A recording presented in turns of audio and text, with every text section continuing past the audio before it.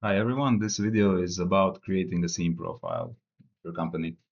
So what we're going to do here is first we're going to run our solver and to get those panels out of this breakwood. They come out as a 2D representation of the 3D panels. This means there's no seam allowances applied on any of these. So when we output them, there's no seam allowances applied anywhere. These are the pure geometry of the 3D flattened. But when we select them, you will see that everywhere is written the seam. This is an information that is passed to the 2D solver, and it's telling it what kind of seam allowance to apply here. So this means that by default, they come out like this from the solver, and it means that your profile that will be used by the solver to apply the seam allowances, to put the reinforcements and everything, the zipper lines and all of that, it's all defined in your seam types. So your scene profile needs to have this one as well. So let's create a new scene profile. Let's go through it first. Go through settings. We'll go to scene types. It's already there. And click plus here to create a new profile. And let's call it, I don't know, happy trimmers.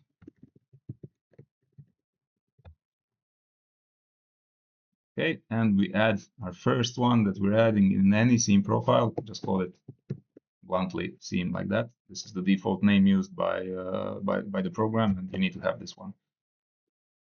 Put this to the cut offset is how much outwards or inwards we're going to apply the seam allowance. For my company, it's 10 millimeters, some can be 15 or 20, whatever you're putting in inches. You're going to use imperial system, so you're going to put your number in inches. So yeah, you put this number to whatever your seam allowance is. You don't need to put any of these numbers. This is just like other stuff. For the base one, you can describe this as your default seam allowance. Gotten that correctly. We can mark this as a default seam profile. Now when we close it and go here, you will find it, and you will find this seam here. So if you select all of these and just click on this, it will auto apply, but it's already applied to this same tag, so it doesn't matter. And but yeah, this is the base. This is the base, and now on top of this, you will add all of your other seam types. So I'll just go through one. We can maybe make a zipper. Let's do one with reinforcement. We'll put this comes grouped, so you need to ungroup it. And here we will put something with reinforcement, and here we'll put something without reinforcement. Let's do first without reinforcement. So we go back to the settings, find your profile. It's if you tagged it as default, it will open up immediately, and you add a new scene. And this one we call zipper. It's going to be if it's flush, so if it's on the edge, you don't write anything. If you're binding it, you just say we're binding it. It's going to be zipper binding. Okay. And this is zipper so flush.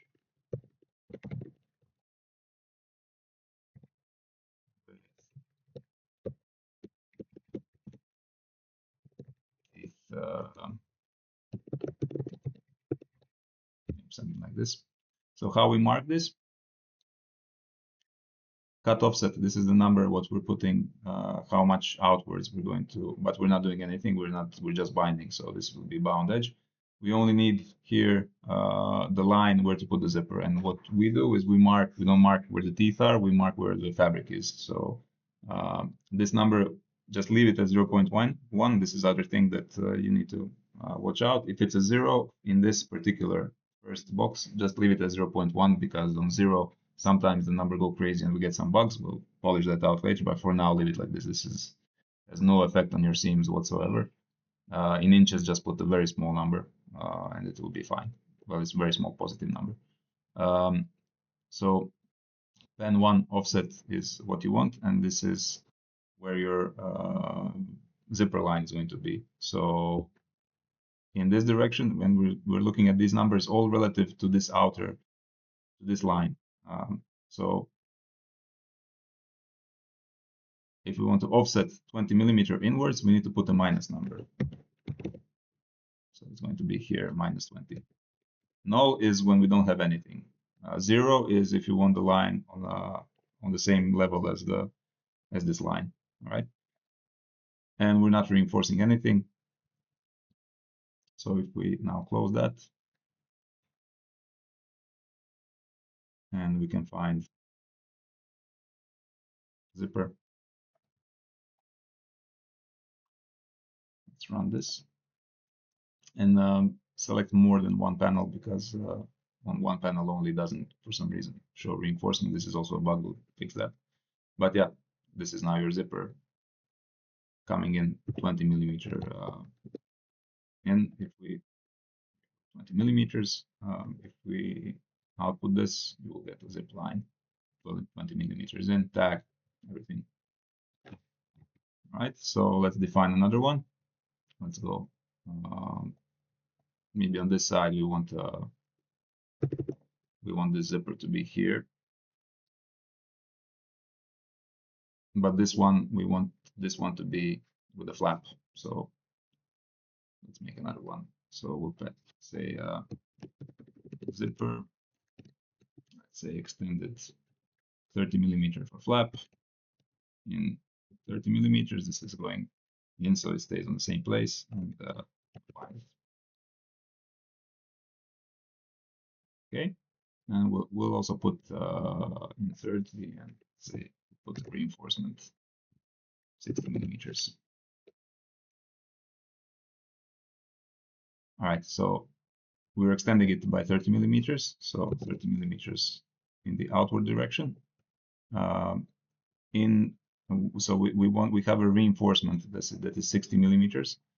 Now this is if we have a reinforcement, we plug this to be true.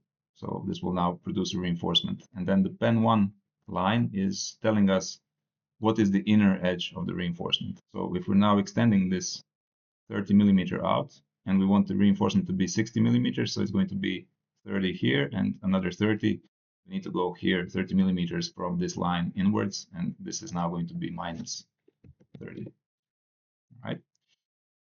And pen 2, this is the zip line. So if the teeth are going to stay on this level, we're just making a flap here, but the teeth are staying here. Then we want to mark the 20 millimeter inwards the same like we did in the other one. So minus 20 we will put. And this is the bottom of reinforcement also needs to be extended because we're now defining how wide in this direction it is. But if this is 0, it will stay here. The bottom will stay here. We need to extend it in the same direction where we extended here. And why we're not using the same number? Because this can sometimes be not binding and fold over. In that case, this reinforcement bottom and this will be different numbers. But in this case, they are the same number. And this number we don't really use. This is just for extending these notch lines to make it bigger. If you need this for some reason, this is where you toggle it, but in most cases you will not need it. So this is now this zipper defined. Let's try it out. Let's close this first. I'm going to tag it.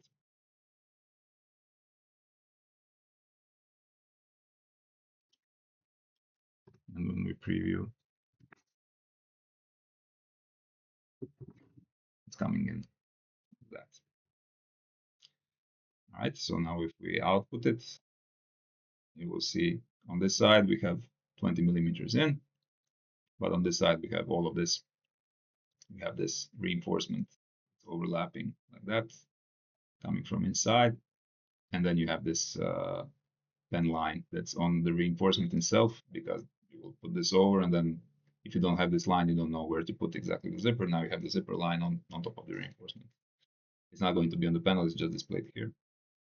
And yeah, it's always 2 of them coming out. On the second one, we have the line. If you want to use 2, you can use 2. If you don't, you delete 1 and go. So this is maybe the most complicated one. Let's do one more simple here for the bottom. Let's say you're doing snaps here, you just want a plain reinforced edge. So we'll go again into settings, and we'll create one more and we say which will reinforce, I don't know, let's say 70 millimeters and bind. So you can add in a description here, write whatever you like. It will display on top of the checkbox. You can check how it's done in the default seam types. I'm not writing it out now, but here we will now define if we're binding it, we're not extending anything. You can extend also if you want, but let's not extend here. We'll leave it what it is. Then one offset is inwards now because we're not extending it, and it's 70 millimeters wide. We're going inwards 70 millimeters minus 70. Pen 2, we're not using it, it's leaving it at null. Reinforced bottom, we're not offsetting it because it stays flush. And reinforcing, click it on. And here you go. Close it. You can already find it in the list here. There we go. Let's just move this here. This.